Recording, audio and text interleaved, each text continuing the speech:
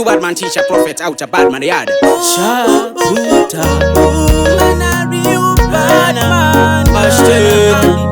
Beastmaster, ayo king, this one we play.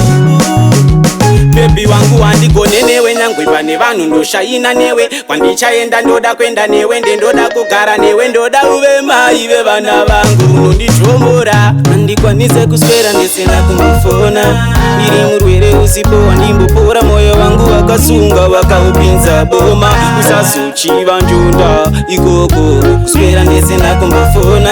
ndiri murwere usipo wandimbopora moyo wangu wakasunga wakaupinza boma usazochiva njunda biabi unonditomora nerudo nondibodora dai uri gango kare ndakakunyokora kyari rudo ndanyotora vavengi vakadzokora iwewe neni ndoda tipinde mumambureso sandisiya inini handikusiye vese vane godo tinoda vazviziye kuti iwe neni tichaparadzaniswa nerufu vakandida kubva ndichiri muvhundisati ndane gauro ndisina kumufona ndiri murwere usipo wandimbopora moyo wangu wakasunga wakaupinza boma usazochiva njunda ikoko kuswera ndisina kumufona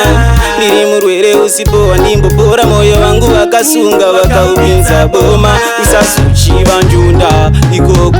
ndakabva kuna mwari wakandida kubva pananga ndisina mari akana ndisipo usanetseke usaite wari iwe neni tiri muriwo wakaiswa bebi wangu wandigone newe nyangwe pane vanhu ndoshaina newe kwandichaenda ndoda kwenda newe ndendoda kugara newe ndoda uve mai vevana vangu unonditomora handikwanise kuswera ndisina kumbofona ndiri murwere usipo wandimbopora moyo wangu wakasunga wakaupinza boma usazochiva njunda ikoko kuswera ndisina kumbofona